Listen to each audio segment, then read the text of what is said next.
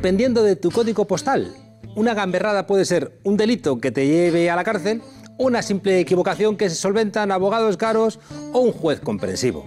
No es igual que vivas en un barrio popular o en una urbanización de lujo. Y tampoco es lo mismo que estés en un sitio o en otro para que te dé un infarto, para que fumes porros abajo o para que robes una bicicleta o rompas una farola. Dependiendo del color de tu piel, puede ser que diga algo contra los policías alguien y le denuncien como un saco de odio al que hay que expulsar de España. O puede ser que te ensalcen como defensor de las esencias patrias, que recuerda a la policía que no están ahí para detener gerentes del Fondo Monetario Internacional ni para investigar la corrupción. Dependiendo del color de tu piel, puede ser un delincuente que vende un bolso falsificado o alguien elegante que lo lleva al hombro en una cena de gala. Dependiendo de tu sexo, una violación es algo que se mide por el sentido del honor de los hombres o un horror que te pega el miedo al cuerpo para toda tu vida. Dependiendo de tu sexo, regresar en soledad a casa por la noche puede ser un acto de normalidad o un acto de valentía, salvo si te pasa algo, claro, porque entonces puede ser que dependiendo de tu sexo, encima te echen la culpa por temeraria. Hoy han salido a la calle estudiantes en toda España a decir que si 5 energúmenos te acorralan en un portal, hay intimidación, porque ellas son las que saben lo que es estar intimidada. Hoy han salido las estudiantes de toda España a decir que ese concepto machista del honor de la mujer, a la que solo se la mancilla penetrándola vaginalmente y con un cuchillo en el cuello, es una continuidad de la barbarie que entiende a las mujeres como una propiedad masculina y que algo de culpa siempre tienen. Han salido a protestar contra una manera de estar en el mundo que no entiende la violación como un daño causado a las mujeres, sino que la entiende como un daño hecho al honor de los hombres a las que ellas pertenecen. Quedaba un año para que por fin se muriera Franco. Y los Chichos, un grupo de éxito, cantaban: ¿por qué tú te ves bonita, tú te pones orgullosa? Más bonitas son las rosas, viene el tiempo y las marchita. Y cantando esa canción te vengabas de la chica que no te hacía caso. Pero la canción seguía y rezaba: el cristal cuando se empaña se limpia y vuelve a brillar. La honra de una mocita se mancha y no brilla más. Se mancha y no brilla más cuando un hombre se la quita. El cristal cuando se empaña se limpia y vuelve a brillar. Estamos en 2018 y escucho a Rajoy diciendo que recordar que Cospedal y Sáenz de Santa María se odian resulta que es machismo. No es machismo la sentencia de la manada, no. O escucho a otro idiota de Ciudadanos decir que lo contrario del machismo es el feminismo. Y me acuerdo del estribillo de aquella canción, ni más ni menos, ni más ni menos. Y me pregunto, ¿de verdad ni más ni menos? Bienvenidas a la frontera, desobedientes.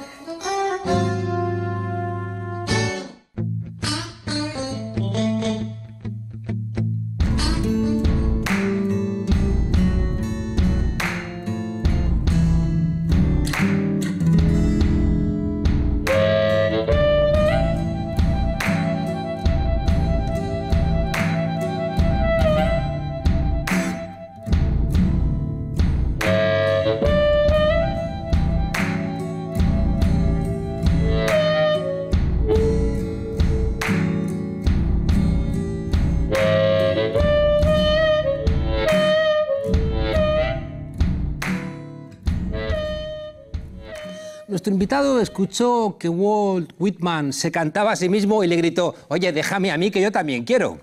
Desde muy joven quiso iluminarse, seguramente porque sentía sombras en algún lugar por dentro.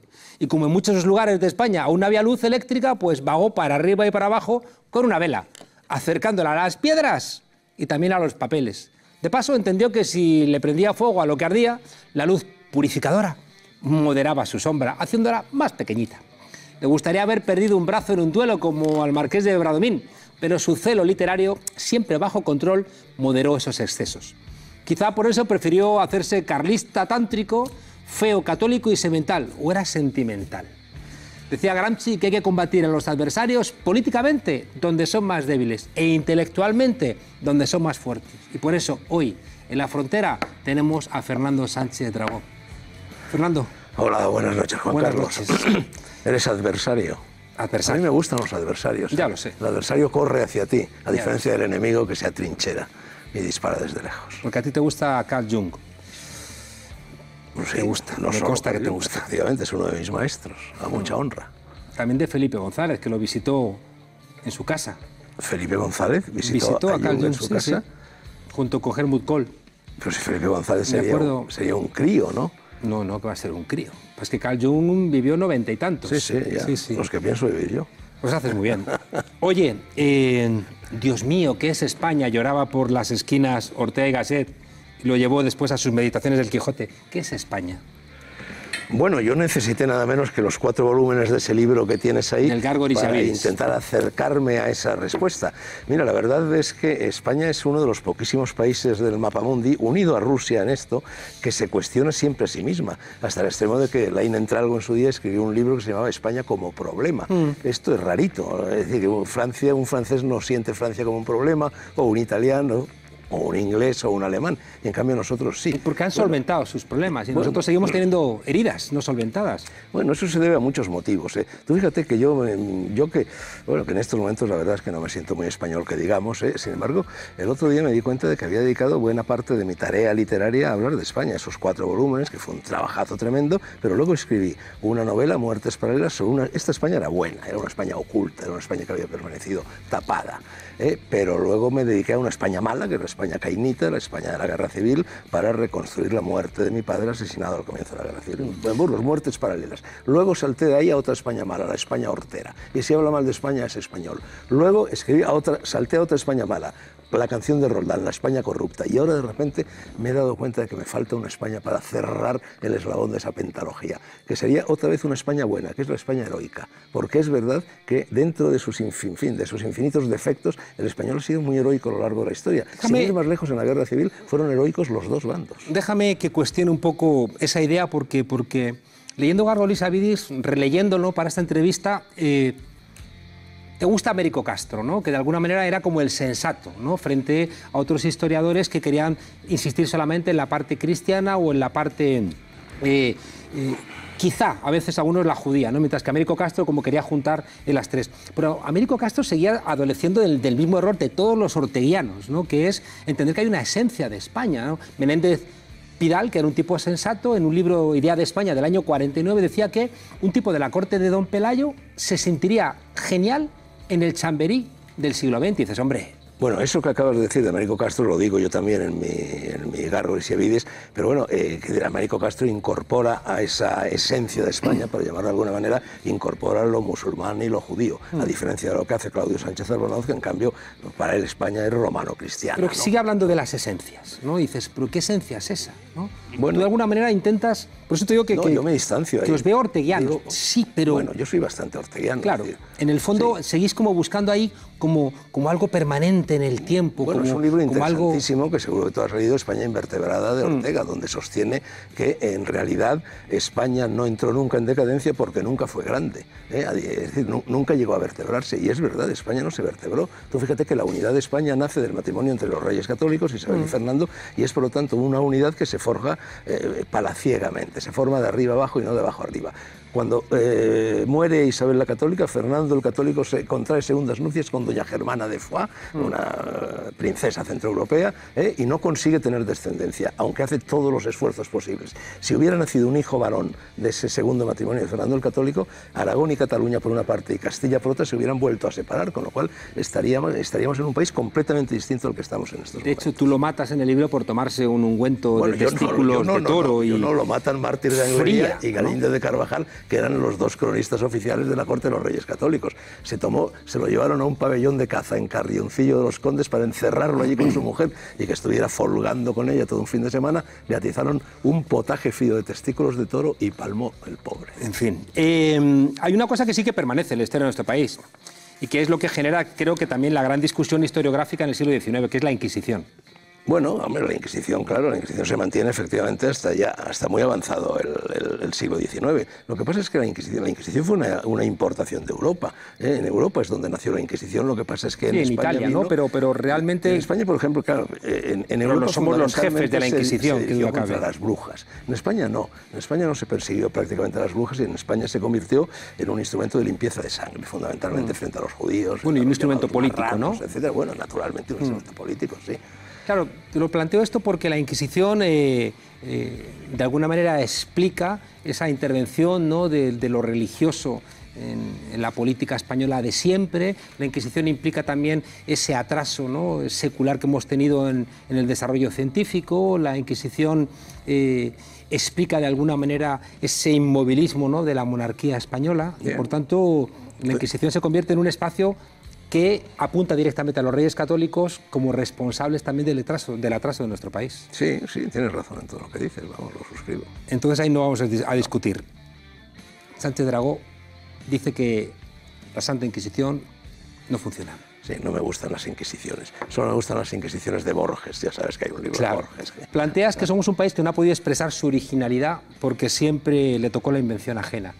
Vuelves otra vez, ¿no?, con esa idea que hay una España como que no sé dónde reposa, ¿no?, esa condición. Yo por lo que me embarqué en la tarea de escribir ese libro fue porque de repente me di cuenta de que España era un país terriblemente complejo por su posición geográfica. Y posición geográfica quiere decir también posición histórica.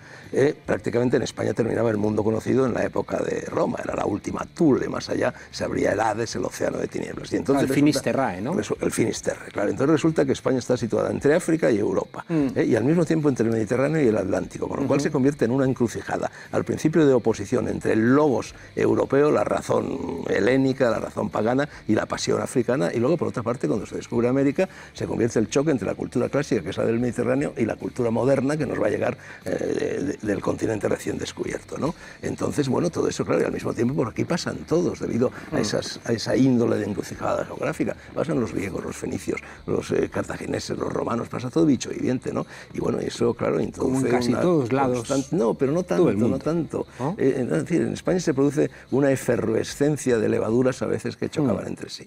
Igual por las religiones, ¿no?, que ya estaban consolidadas. Hablas de lo español irreversible en el libro. ¿Qué es lo español irreversible? Bueno, vamos a ver. Bueno, ese libro apareció en 1978. Juan Carlos... O sea, vas a pedir que no lo reediten más. No, se acaba de reeditar, acaba de aparecer hace 3 meses la 74ª edición, nada menos. No, oye, uno tiene, es decir, un libro cuando ha salido ya está. Ya está. El de los lectores, hay que dejarlo no se puede modificar, ¿no? Pero yo muchas veces me planteo si yo ahora volvería a escribir este libro. Y desde luego muchas de las cosas que sostuve en él no las diría ahora. Déjame preguntarte una cosa. De hecho, es verdad que hizo la editorial Acal una historia, ¿no?, de la literatura fascista en España y metió, ¿no?, sí, una parte de... Bueno, y metió a Cela y metió a Torrente Ballester, que es el prologuista de este libro, y metió un montón de gente. Bueno, eso lo hizo un compañero mío de facultad, bueno, y le dio por ahí. Bueno. La manía de etiquetar. Una última pregunta, o una penúltima pregunta sobre España.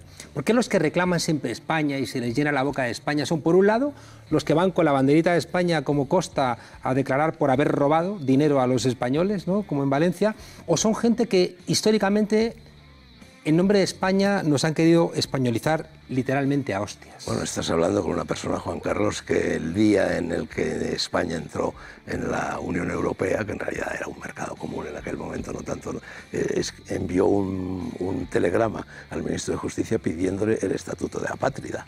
Y no veas la que se armó. No veas la que se armó. Bueno, de hecho fundamos en aquel momento la agrupación de comunidades ibéricas Miguel de Unamuno para la salida de España y Portugal del mercado común, y bueno, se pudo llegar muy lejos. Yo recuerdo que al día siguiente de este follón que se organizó por aquel telegrama, que lo tengo enmarcado y colgado en una pared, me llamó Iñaki Gabilondo para intervenir en un programa, un debate, España-Europa, Europa sí, Europa no tal, y ante el estupor, era yo solo frente al mundo, había 6 o 7 personas, todos ellos partidarios de la europeización, solo yo como Unamuno plantaba cara, y era la época en la que Iñaki Gabilondo tenía el sermómetro, que era un instrumento de medición de la opinión de la audiencia, con 7.000 entradas, o sea, bastante científico, y ante el estupor de todos los presentes ganó el no a Europa en todas las comunidades españolas, menos por un pelo en Cataluña. Bueno, pero después eso no es ninguna encuesta ni ninguna votación, eso se verificaba, ¿eh?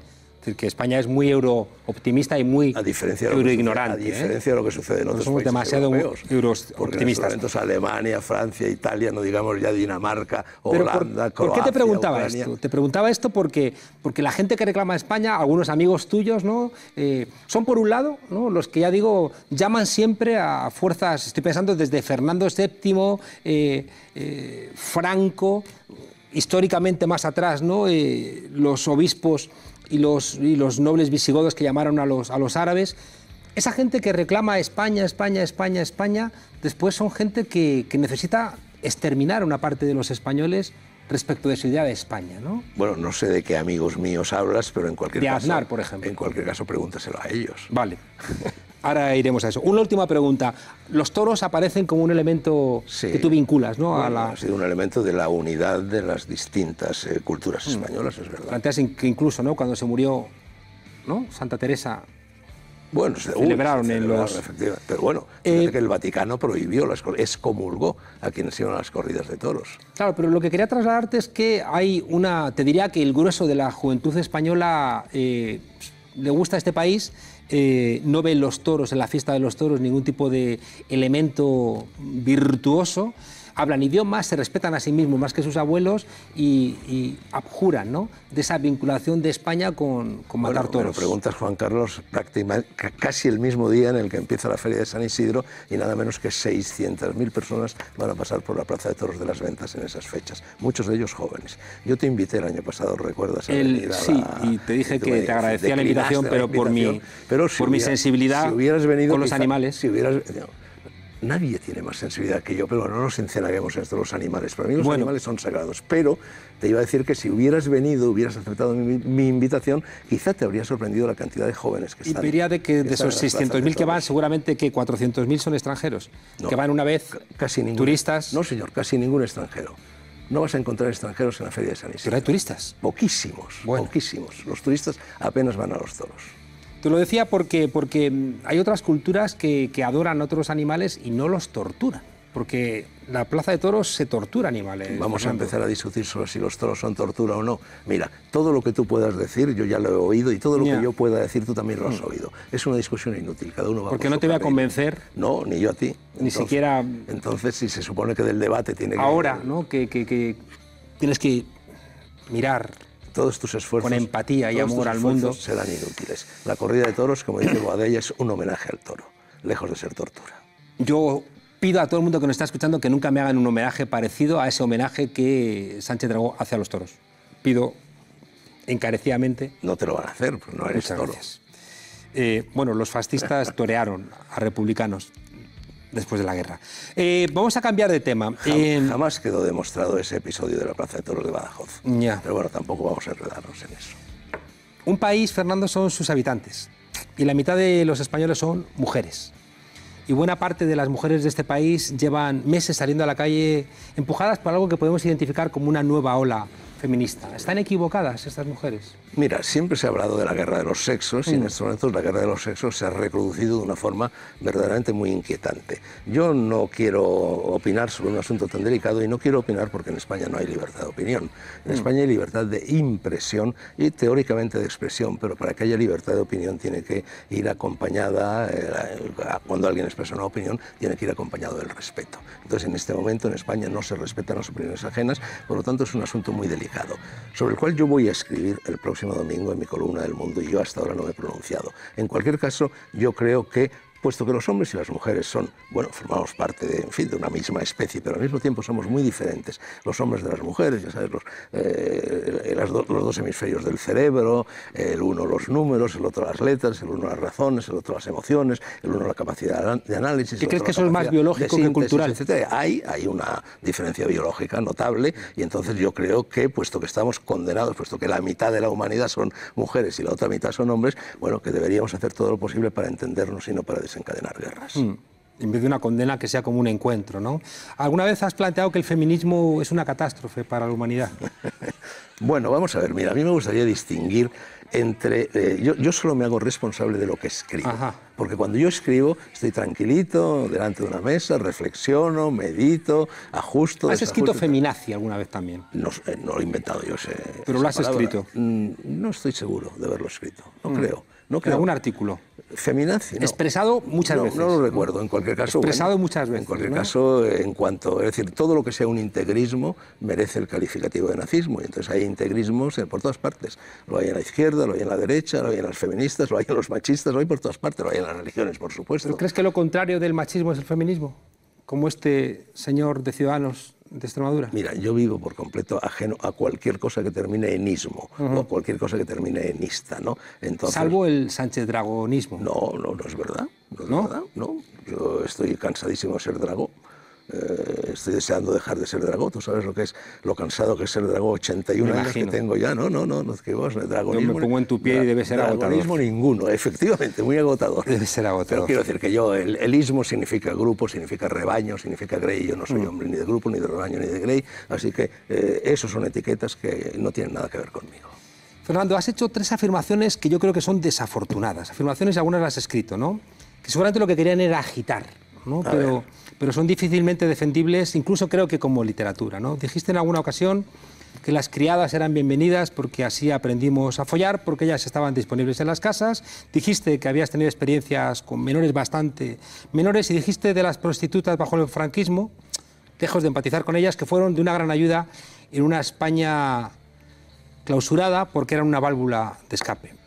Vamos a ver, primero, lo de las criadas. Es verdad que en un momento de nuestra historia en la que era muy difícil tener acceso carnal a mujeres que no fueran prostitutas, es verdad que las criadas desempeñaron dentro de las casas donde trabajaban, bueno, esa función. En las casas de los señoritos que tenían criadas, sí, porque el pueblo era quien aportaba esas criadas. En las casas de los señoritos, efectivamente, pero eran las criadas muchas veces las que seducían a los señoritos. Ah, sí, ellas eran las que seducían a los señoritos. Concretamente fue mi caso. A mí me desasnó sexualmente una deliciosa chica extremeña que fue la que, bueno, me llevó al huerto. Ahí hay un problema. Ella era mayor que yo, ¿eh? Pero hay un problema, Fernando, bueno, que fíjate que tanto criadas como menores como prostitutas, las 3 se caracterizan porque no son libres para elegir. Un momento, yo jamás en mi vida he tocado, ni siquiera tocado a una menor. Quede claro, jamás en mi vida. O sea, que ¿Escribiste en una ocasión lo de Tokio? No, yo no escribí nada. En el año 67 en Tokio un día me topé con unas lolitas, pero no eran unas lolitas. Tenían 16 años, eran secretarias. Ya. O sea, bueno, olvidemos eso. En cuanto a las prostitutas, bueno, que a los escritores siempre nos han gustado. A mí me gustan las de 15, llámame viejo verde, llámame como quieras, pero es así. El frecuentar el trato de...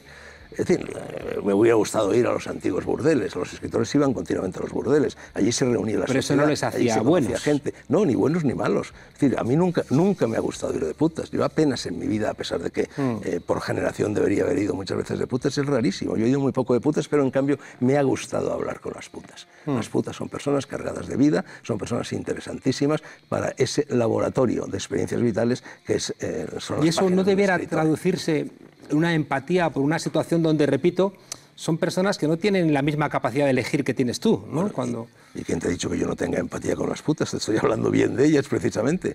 Mi empatía con las putas es infinita. Leyendo algunas cosas no me daba la sensación, ¿no? Hoy hay un dato estremecedor del Ministerio del Interior que ha publicado que en el primer trimestre del año han aumentado un 28% las agresiones sexuales en un contexto donde sabemos que se denuncia solo una ínfima parte de las agresiones existentes, se denuncia como el 20%. Y ha habido registradas 3.025, de las que 371 fueron agresiones con penetración. Y en el año 17, 99 mujeres asesinadas, en su mayoría por quienes eran o fueron en el pasado sus compañeros de vida. Entonces, la violencia contra las mujeres que se está contando en las redes, ¿no?, por vez primera, está fallando algo, ¿no?, en los hombres. Bueno, está fallando algo en la sociedad. Realmente, pero no en las mujeres, en los hombres. Realmente la causa remota de lo que está sucediendo y de los energúmenos estos de la manada y todas estas cosas, la causa remota es lo que yo llamo la cultura del botellón. Es decir, una cultura en la cual han desaparecido todos los valores morales, ha desaparecido el principio de autoridad. No hablo de autoritarismo, hablo de autoridad moral.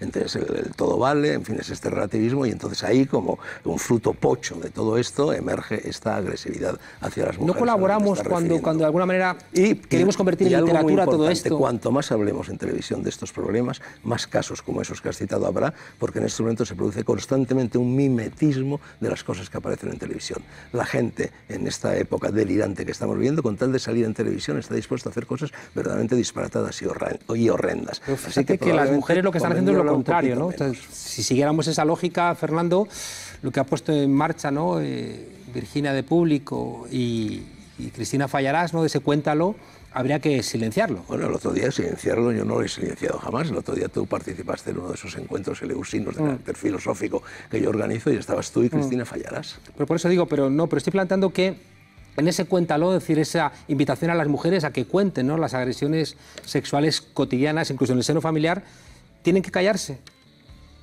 Que las cuenten, dices, en público. Sí, que las cuenten, ahora están contándolas en Internet, bueno, no sé, a través de Twitter. Oye, vamos, Estamos hablando de millones de mujeres que es la primera vez que están diciendo a mí me violaron. Contarlo o no contarlo es una decisión, una libre decisión de cada mujer. Yo escribo un libro autobiográfico y puedo decidir contar algunas cosas de mi vida y no contar otras, ¿no? Eso es una libre decisión de cada mujer. Quien quiera contarlo que lo cuente y quien no quiera contarlo que no lo cuente. Pero déjame que te insista en esto, ¿no? Yo creo que está emergiendo una nueva sensibilidad, ¿no? Yo creo que, te digo yo desde mi propia experiencia, ¿no?, el hecho de que haya mujeres que me digan es que esta idea de la violación, que solamente se entienda como penetración, es ese elemento del machismo que entiende el honor solamente en la mujer mancillada, ¿no? Y que, por tanto, nuestra transmisión al derecho de nuestro concepto del honor lleva a que algún juez diga que con lo de la manada no fue violación. Bueno, desde luego, ni es mi caso, ni yo conozco muchas personas que puedan adolecer de eso que tú estás diciendo. ¿Entiendes que, por ejemplo, que la sentencia de la manada es un disparate? Yo no he leído la sentencia de la manada, yo únicamente juzgo, únicamente opino, juzgar no juzgo jamás, únicamente opino sobre aquello que puedo verificar. Entonces, este desdichado asunto de la manada, bueno, es malo, lo cojamos por donde lo cojamos, ¿no? Y en cualquier caso, insisto, que remontémonos a las causas remotas, y las causas remotas, es decir, gentes como los cinco individuos estos de la manada, hay centenares de miles que están pululando por ahí y que son los de la cultura del botellón, entrecomillando la cultura del botellón. Es decir, la cultura de una sociedad en la que ha desaparecido la educación. Volvemos como siempre... Pues yo veo más a los de la manada de determinadas discotecas más que de botellón. El problema de la educación son lo mismo, son mundos afines, son vasos consanguíneos, ¿no? No, que entonces, las copas de las discotecas esas son muy caras. Todos los males de España tienen una sola solución y un solo origen, la educación. Entonces, el deterioro tremendo que se ha producido en el ámbito de la educación primaria, secundaria, universitaria, en las últimas décadas... Fernando, vuelva al comienzo de la charla. La educación en España durante muchos años se la hemos entregado a la Iglesia Católica. Bueno, tampoco es verdad. ¿Verdad? Yo en la escuela pública he existido, bueno, desde hace muchísimo Franco tiempo. la masacró, el número de maestros y maestras que fusiló fue proporcionalmente enorme y entró en el concordato con la Santa Sede una prácticamente entrega de la Iglesia las universidades de la educación. Eran públicas, no eran privadas. Bueno, la universidad eran para unas pequeñas élites, pero digamos la escuela, la universidad... la escuela... Había muchas becas y las universidades eran muy baratas. Ya, pero en la universidad iba muy poquita gente, Fernando. Estamos hablando de la red de escuelas de España y la red de institutos, donde había clase de religión obligatoria y el crucifijo estaba entregado a una lógica católica. Y por tanto, volvemos a la pregunta. Mira, como dices que hagamos educación... En la universidad existían las llamadas Tres Marías, que eran gimnasia, educación política, formación del espíritu nacional se llamaba, y religión. No se daban esas clases. Yo nunca fui a una clase ni de gramática, ni de... ¿En el colegio te refieres o en la universidad? Bueno, en el colegio sí había clase. Pues lo importante es el colegio, has dicho la educación. La educación en la universidad es la educación superior. No, en el colegio, vamos a ver, en el colegio de formación del espíritu nacional, desde luego al colegio al que yo fui, ¿y a misa? Jamás se nos dio una clase. Misa una vez a la semana. Misa había que ir obligatoria. Una vez a la semana. Y si no ibas, te llevaban a hostias.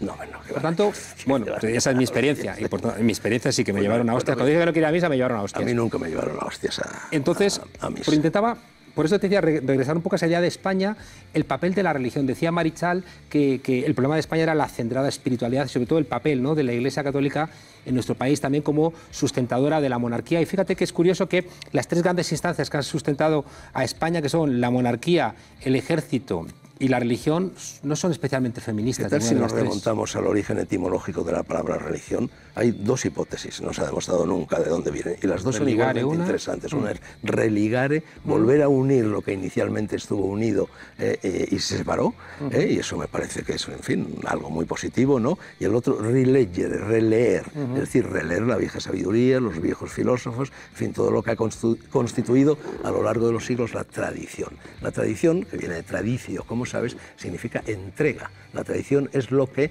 el abuelo entregaba al nieto, el maestro entregaba al aprendiz, el filósofo entregaba al discípulo, etcétera, etcétera. Y eso es lo que en Roma se llamaba la aurea catena, la cadena dorada. En este siglo, en las últimas décadas, se ha producido una ruptura de la cadena dorada, una ruptura de la tradición, y entonces los jóvenes están completamente desorientados y dando bandazos porque no han tenido si la maestros. tradición era de la Iglesia Católica de Juan Pablo II... la tradición no es la de la Iglesia Católica, la tradición es algo que se remonta a Eleusis, precisamente, que se remonta a Homero, que se remonta a la tragedia griega, que se remonta incluso a Egipto. No, comparte la idea de Ramón Carande, de que en España ha habido muchos retrocesos. Por supuesto, pero en la historia universal también. Es que la historia universal, es decir, hay un concepto cristiano de la historia universal basado en el juicio final, que es un dardo que avanza en el tiempo.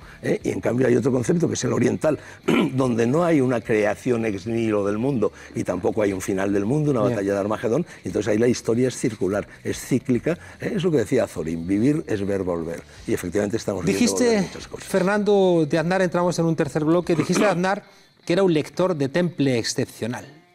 Y remataste diciendo Aznar es el mejor jefe de gobierno de toda la historia de España. De toda la historia de España, no, de la democracia, sí. Que dijo que Felipe II había empezado la pelea contra Al-Qaeda en Lepanto. Bueno, sí. Es como decir que David Crockett paró los pies al Che Guevara en el Álamo. Es verdad. En Lepanto, efectivamente, se planteó la misma ruptura entre la religión cristiana y el Islam que se está planteando en estos momentos. La pararon también los rusos. O sea, ¿consideras que la comparación es válida? La pararon también los albaneses, Jorge Skandenberg, etc. Sí. Y Aznar, terminabas tú diciendo que, al enumerar su temple excepcional como buen lector y excelso político, que era comparable a Berlusconi. No sé si es la más acertada de las comparaciones. Bueno, mira, visto un poco cómo ha desembocado la vida de Berlusconi. ¿Tú has leído la vida de los 12 Césares de Suetonio? He leído una parte sustancial. Pues tú lees a Suetonio y te das cuenta de que Berlusconi es un personaje más de los 12 Césares. Lo que hacía Berlusconi es más o menos lo mismo que hacía Tiberio en Capri. Entonces, bueno, a mí me divertía esta continuidad. Yo creo que los pueblos tienen un núcleo duro, por lo cual tienden efectivamente a repetir ciertos esquemas, ¿no? Entonces el esquema del Imperio Romano se reproduce una y otra vez en Italia, de la misma manera que el esquema del zar se reproduce una y otra vez en Rusia, o que el esquema del emperador y el mandarín se reproduce en China. Entonces me divertía Berlusconi. Aznar, Fernando, nos metió en la guerra de Irak, nos convirtió en un objetivo... sentó las bases de toda la corrupción que hay ahora mismo en España, nombró a Rato, que es un tipo que robó hasta cuando fue al Fondo Monetario Internacional. Hombre, Aznar... Perdona, Aznar cometió un error que fue lo de la guerra. Yo estuve en las manifestaciones contra la guerra. Nombrar a Rato, y liberar el suelo, y la especulación urbanística, y los tesoreros de Aznar robaron. Y Felipe González, me da igual. la corrupción arranca de la época de Felipe González. A mí del PSOE y el PP me parece que hacen cosas muy parecidas. No me interesa ninguno de los dos como opciones políticas. Pero digo, me refería a Aznar porque es el que has hecho una defensa como si fuera... Bueno, Claudio, como si fuera, no sé, los años de Aznar, Pericles, los años de Aznar fueron efectivamente, así lo creo, los mejores años de la historia, de la etapa de la historia de España que arranca de la muerte de Franco. Y no somos que todo lo que se hizo ahí son los lodos actuales que tenemos de corrupción, de un mercado de trabajo que no se desarrolla, de la burbuja especulativa, de las privatizaciones, de la pérdida de las cajas de ahorro. Es que todo eso está en el gobierno de Aznar. No sé por qué lo veis ahí como... Y en el de Felipe González, y está en la historia de España. Y está en el conde-duque de Olivares. Yo suelo decir, y lo he dicho en bastantes ocasiones, que España es, junto a Italia, el país del mundo donde hay más sinvergüenzas por metro cuadrado. Y claro, lo que pasa es de siempre. No me pasa como cuando leo El Garo Lisavidis y los arquetipos, ¿no? Son cosas que no son falsables, no puedes demostrar, ¿no? La culpa de todo la tiene el conde-duque de Olivares. Demuéstrame que lo que acabo de decir no es verdad, ¿no? No, yo no he dicho que la culpa la tenga el conde-duque de Olivares, he dicho que ya en la época del conde-duque de Olivares se producían fenómenos muy parecidos a los que estamos viviendo en España. Dijiste, entre los políticos españoles el que me parece que tiene más solidez y más futuro es Esperanza Aguirre. Eres un lince. Efectivamente. Esperanza Aguirre ha sido una de las mejores cabezas políticas que ha dado este país. Lo que pasa es que evidentemente se equivocó eligiendo a sus colaboradores de medio a medio. No es pequeño error. Bueno, es un error. Es decir, que todas sus manos derechas, todas en la cárcel por ladrones. Hombre, sus manos derechas, cuando Esperanza Aguirre era una mujer que llegaba a un sitio, no le gustaba la pintura y mandaba cambiarla. Ella no va a acabar en la cárcel porque ella no se ha lucrado. ¿Tú estás convencido de que ella no tiene nada que ver con los casos de corrupción que prácticamente el 100% de sus colaboradores sí que tenían? Mira, completamente convencido no lo puedo estar, porque es que además yo dedico mi atención a otras cosas. Monedero. Oye, es que a mí la política me interesa muy poco. Un carajo. Yo no tengo información. Es que a mí lo que me interesa es la literatura. Pero nos interesa, yo dedico todo mi tiempo a escribir una obra literaria. Nos interesan los liberales en España. La palabra, de hecho, nos la inventamos, ¿no? Es del castellano. y los liberales en España son flojitos. Así, también en la época de la Constitución de Cádiz. No, ahí eran un poco más sensatos. Mira, liberal, por eso Fernando VII fusiló a unos cuantos de ellos. La palabra liberal tiene también muchas connotaciones etimológicas. Una de ellas, elemental, clarísima, está vinculada a la idea de libertad. A mí lo que me interesa del liberalismo es su vinculación con la idea de libertad, no lo demás. A mí la economía no me interesa, ni poco, ni mucho, ni nada. Una idea muy literaria. José Antonio Primo de Rivera. ¿No? Bueno, de alguna manera es una figura que te ha... En mi novela Muertes Paralelas yo trazo un paralelismo entre la muerte de mi padre. Mi padre era un hombre de derechas, era del partido de Antonio Maura, al cual, sin embargo, lo mata la derecha en Burgos. José Antonio, en realidad, era un hombre de izquierdas que propone, como tú sabes muy bien desde la cárcel de Alicante, la formación de un gobierno nacional en el que estaba Indalecio Prieto, en el que estaba Gregorio Marañón, en el que estaba Ortega y Gasset, etcétera, etcétera, y llega incluso a, bueno, el inmediato cese de las hostilidades, y llega incluso a proponer algo que ni siquiera la izquierda se ha atrevido a proponer, que es la nacionalización de la banca. Con esto te quiero decir que José Antonio, que en realidad era un hombre de izquierdas, es asesinado por la izquierda, y mi padre, que en realidad era un hombre de derechas, es asesinado por la derecha. Estos son los atroces equívocos que se producen. ¿Cómo explicamos que en nombre de José Antonio se diera paseillo a decenas de miles de españoles? No, eso no fue en nombre de José Antonio, eso fue en nombre los falangistas fueron responsables de una parte importante de la represión. Hubo dos falanges. Una, la falange josé antoniana, y otra, la falange que se incorporó masivamente y fue utilizada por Franco. Fue el régimen de Franco el que llevó a cabo esas muertes y no José Antonio. Con José Antonio no habrían sucedido. ¿Ves de alguna manera en la figura de Primo de Rivera una recuperación de una idea de España con la que te sientes identificado? Mira, es decir, yo tengo buenas relaciones con chicos de la falange auténtica, bueno, chicos que ya son bastante mayorcitos, y siempre les digo, bueno, por lo pronto, que sois los últimos rojos de España, efectivamente son muy rojos, excepto en dos cosas que yo no comparto. Una es el patriotismo, yo no soy un patriota, y otra es el cristianismo, yo no soy cristiano. Pero son muy libres ellos de ser patriotas y cristianos si quieren serlo. La democracia no es política. Azaña era un patriota también,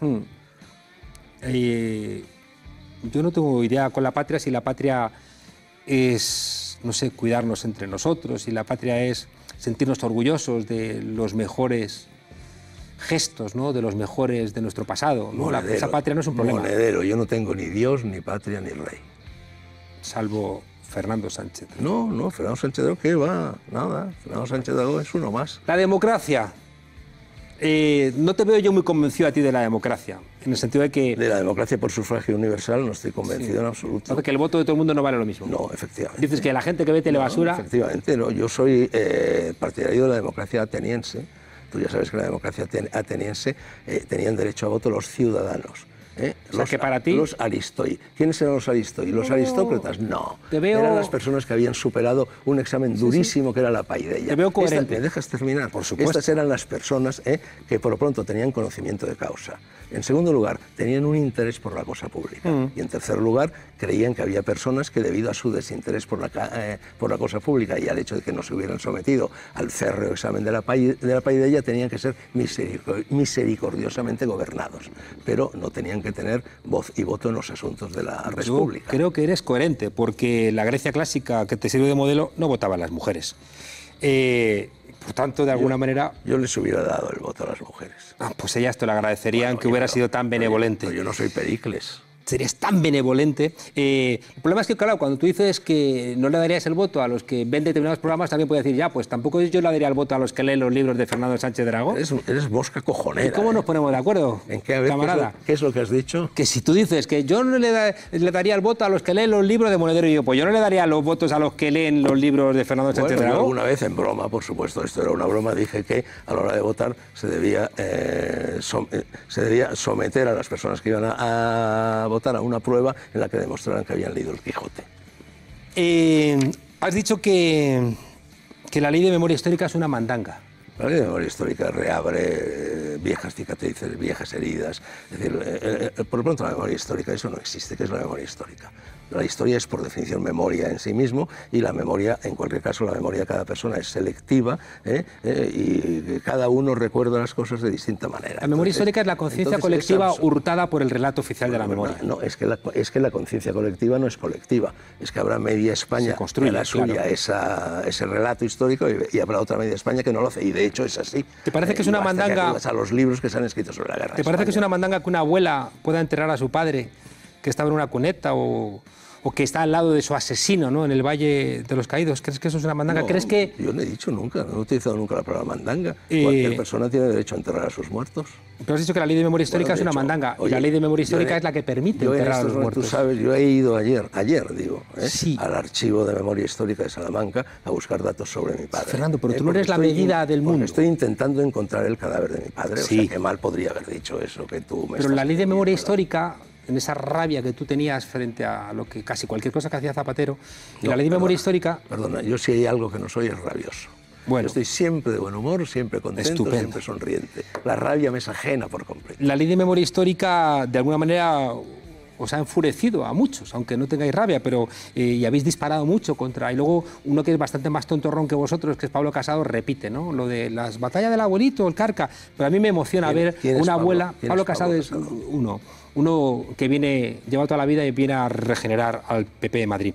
Pero lo relevante, una abuela que está esperando encontrar los huesos de su padre, de su hermano. La ley de memoria histórica es la que se lo va a permitir. O sea, es una mandanga saber dónde está enterrado Lorca. No, saber señor, dónde están los huesos de Lorca. La ley de memoria histórica no se lo va a permitir. Buscar los huesos de una persona es algo que se puede hacer, y de hecho se ha hecho en otras ocasiones, tanto si hay una ley de memoria histórica como si no. No tiene nada que ver. Dijiste, ¿qué se puede esperar de un partido que tuvo en 2008 los votos que tuvo? ¿Por qué me hablas siempre Porque me interesa de algo esto. que a mí no me interesa? Dijiste, los votos que ha obtenido... Una conversación tiene que ser sobre un tema que nos interesa a los dos, la política. Sí, no, pero es que me interesa esto. Dice, Dice, los votos que ha conseguido en estas elecciones corresponden a un electorado compuesto por viejecitos que no tienen vista, parados y gente del campo. Y la gente más culta y más informada ha votado mayoritariamente al PP. Si haces caso a esto que has dicho, vas a votar a Podemos. No, pero bueno, no hace falta que contestes. No, yo no voy a votar. Yo no voto. Vale. ¿Quieres ir contra todo?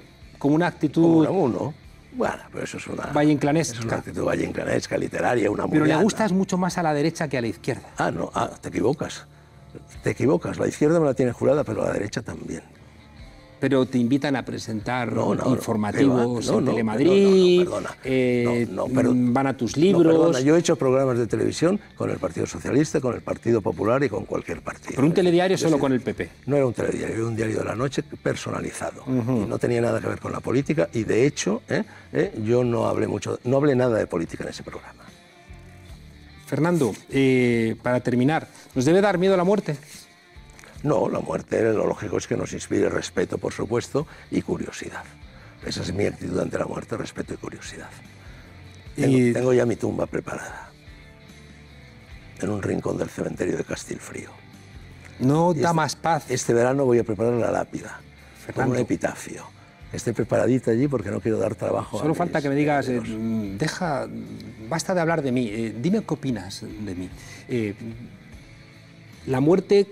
Te la pregunto para ayudar a la gente que nos escucha, desde tu reflexión, desde tu estatura, desde tu edad, ¿no? Te preguntaba no tanto si vas a montarte una lápida, ¿no?, sino puedes hacer una reflexión como la que está haciendo, por ejemplo, Escotado, como la que hizo en su momento San Pedro, es decir, como la que hizo Bobbio en su momento, es decir, hay gente joven que puede preguntar a una persona que tiene 82 años... He escrito centenares de páginas sobre la muerte y he dirigido cursos enteros sobre la muerte y también he dirigido programas por eso te preguntaba... a la muerte. ¿Y qué me preguntas? A ver, que si hay que tener miedo a la muerte, ya te he dicho que mejor no tenerlo, mejor no tener miedo a nada.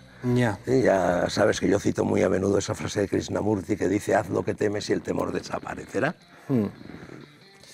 Entonces no sé por dónde vas, no sé qué quieres que te diga sobre la muerte. ¿Me quieres preguntar si creo que la vida sigue después de la muerte? No, eso no es una pregunta relevante. No es una pregunta relevante. Te estaba preguntando, Fernando, porque estoy absolutamente convencido de que el nosotros tiene más fuerza que el yo. Yo, en cambio, creo lo contrario. Y entonces te veo como demasiado ensimismado en ti.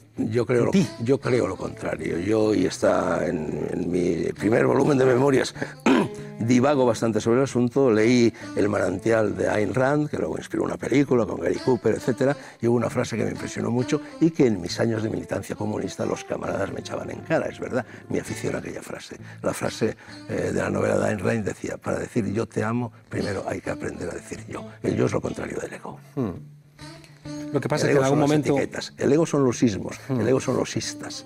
El yo es lo contrario. El yo es el yo profundo, el yo es la conciencia, el yo es el nosce te ipsum, el yo es saber lo que tienes que hacer aquello para lo que has nacido, lo que debes hacer y al mismo tiempo lo que deseas hacer. Me gusta... Se produce un cortocircuito fantástico, Monedero, ¿eh? Cuando sabes lo que quieres hacer y lo que debes hacer y te das cuenta de que las dos cosas coinciden, eso tiene nombre, se llama conciencia tranquila. Me gusta Hegel cuando dice que amar es dejar de ser para ser más. Creo que de alguna manera una parte de las explicaciones donde seguramente nos desencontramos... Monedero, es muy fácil coger una frase y extrapolarla de un discurso filosófico como el de Hegel. No. Lo que te quería trasladar es que de alguna manera tengo la sensación de que hay dos maneras de estar en el mundo, ¿no? Y tú creo que eres coherente con una. Yo creo que hay... Hay muchas, ¿no? Pero digamos que la que estamos confrontando tú y yo en este cara a cara que despedimos... Hay 7.000 millones distintas de estar en el mundo. De alguna manera la tuya es coherente. Una por persona. La tuya es coherente, creo que en todo lo que has planteado, pero creo que prima más, ¿no? Fernando Sánchez Dragó como un personaje de sí mismo, mientras que yo lo que te estaba invitando es que a lo mejor uno encuentra más paz mirando fuera de uno mismo, ¿no? Y que quizá en ese mirar hacia afuera uno puede encontrarse mejor hacia adentro. Yo soy platónico, San Agustín, discípulo de Platón, decía que la verdad está dentro de nosotros y no fuera de nosotros. Búscala dentro de ti y no fuera de ti. Eso se llama meditación.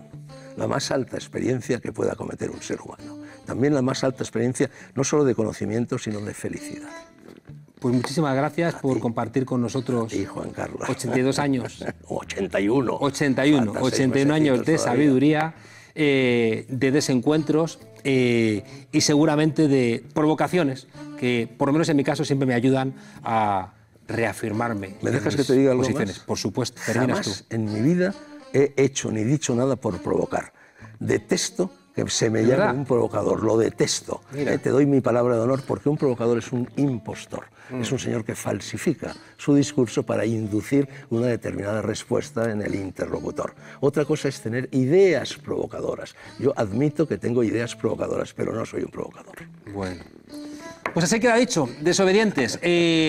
Seguramente vosotras y nosotros, por mi parte, nos vemos en las calles. Aunque seguro que ahí, en las calles donde nos vamos a ver, no está claro que vaya a estar Fernando Sánchez Dragó. Soy un desobediente, lo he sido toda mi vida. Uno de mis consejos es nunca pidas permiso. Se lo estoy dando también a mi hijo de 5 años en estos momentos. Si pides permiso, te lo negarán. Si crees que una cosa tiene que hacerse, hazla. Hombres, pedid siempre permiso. Desobedientes, hasta la semana que viene.